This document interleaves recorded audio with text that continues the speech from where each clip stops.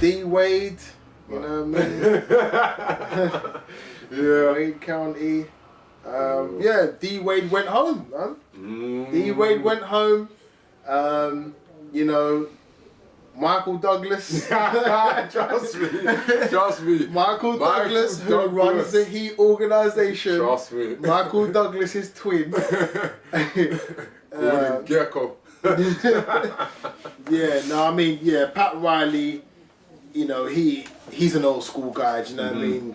He's kind of like a, you know, how people used to talk about Alex Ferguson in the Premiership, when the English Premiership was, you know, no one's bigger than the team. He's very much like, he gets his way, he's who he is.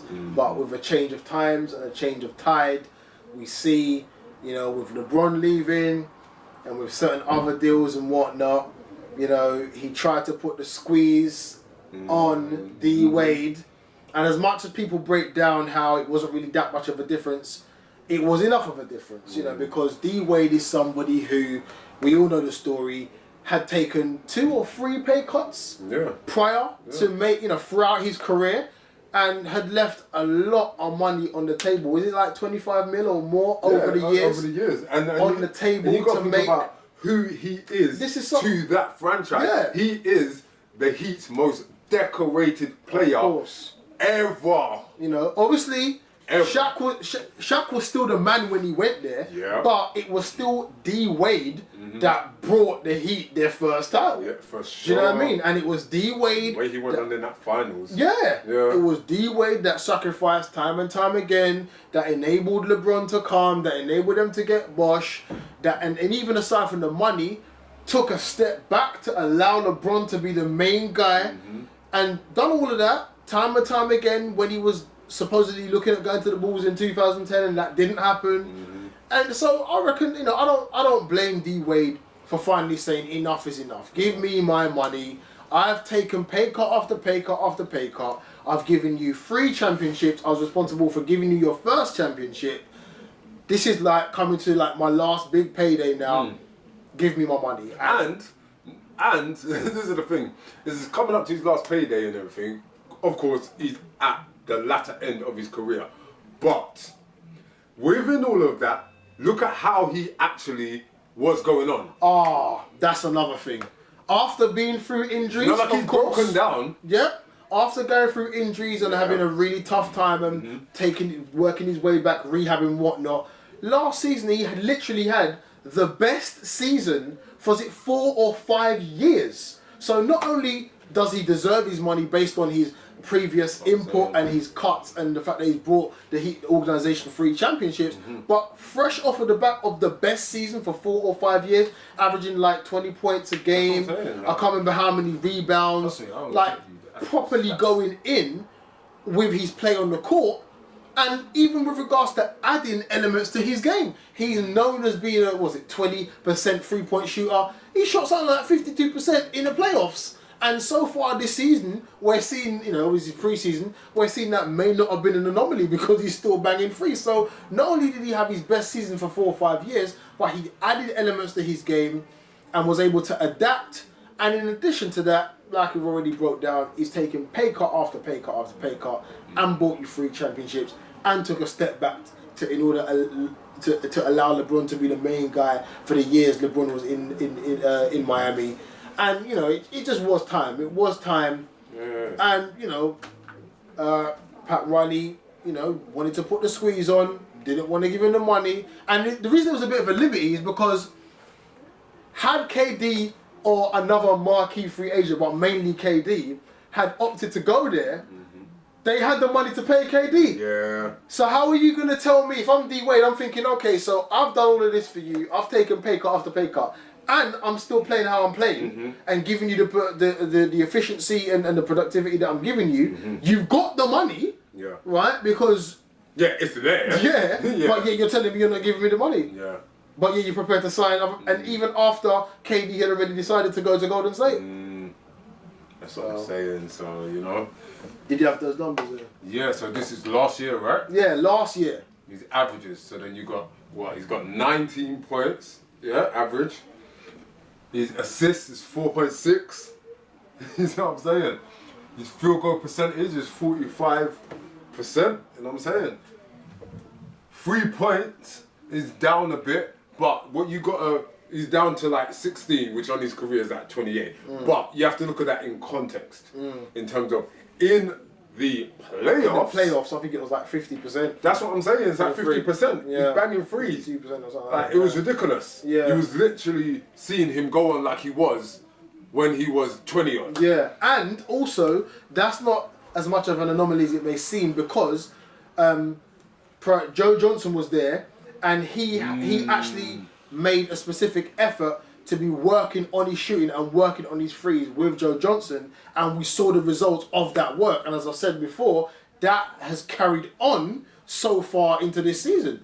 So you know. That went how it went. Yeah. It ended sour. It's the end of an era, whatnot. Yeah. But he's come back home. He's come to Chicago, and he seems to be very happy. I've been looking at how he's been, even aside from just his play, just his manner about him. He seems to be happy. Yeah, the thing is, the decision he's made. For me, I think how it went down left a sour taste. Yeah. And I think I was wrong.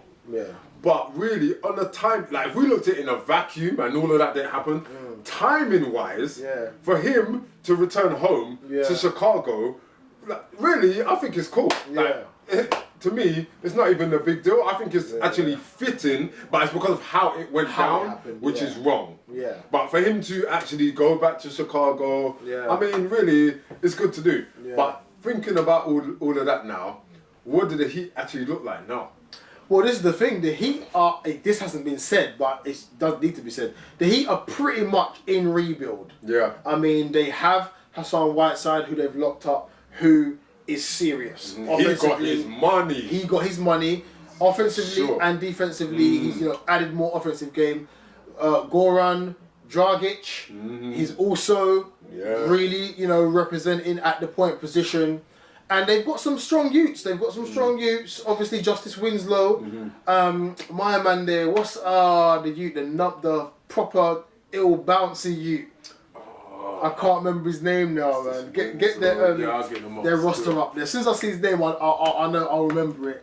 But they've got some good youths. Didn't they keep? No, Tyler Johnson went, but they got another one. I can't remember his name. When you get the roster there, I'll remember. Yeah, but they're kind of in rebuild. They got Dion Waiters as well, who's looked really good for them so far. He's a bit of a dice. He is a bit of a dice. You don't always know exactly what you're gonna get. But like we said from before, last season, since condolences and all of that to his family when he had his loss.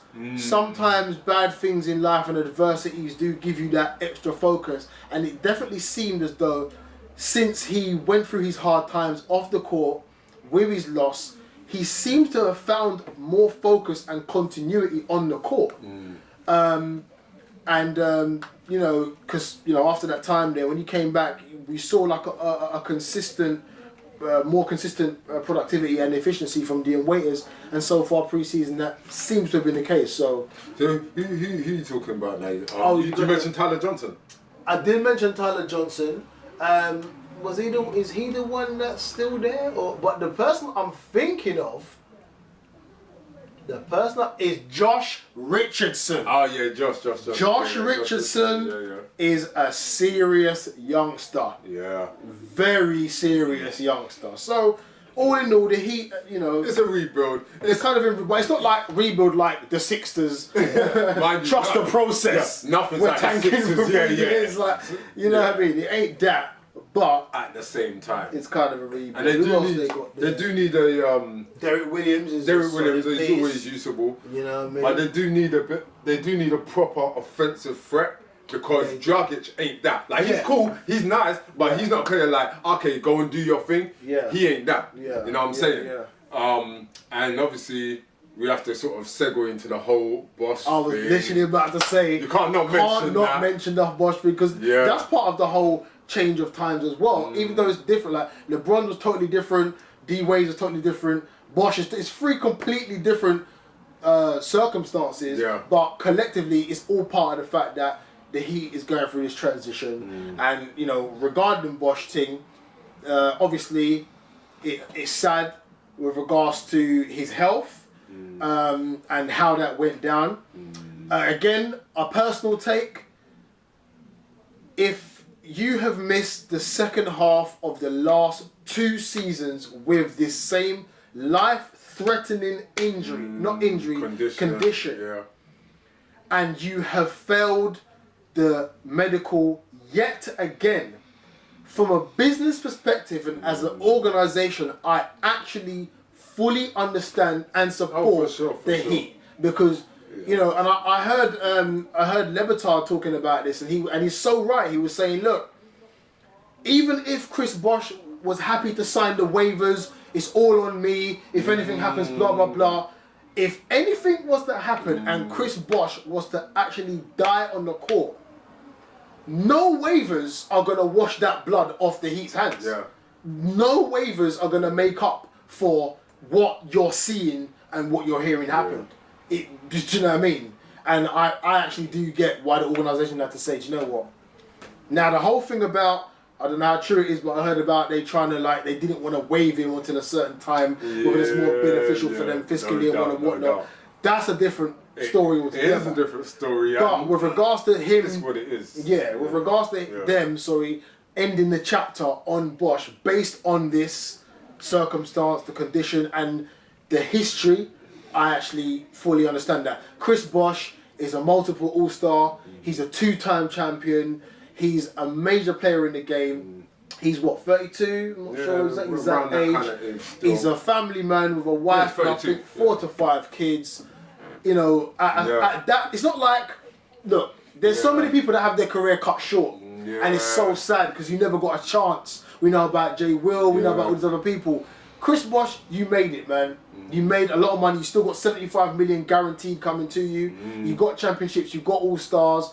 You know, you made it. You done the damn thing. Unfortunately, your careers had to be cut short by a few years, because let's face it, you probably would have had about 3-4 years at max left anyway. You've got to say, you know what?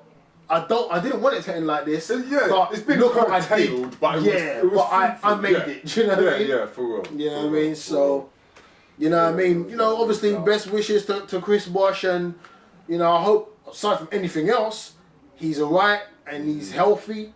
But with regards to the business side and his position within the Heat organisation, I actually do get the Heat organisation, and I'm a guy that always tends to side with the player in most things, whether it's the money or whatever. But in this circumstance, I get from a business perspective. There's not really anything else they could have done. Like, what else could they really have done?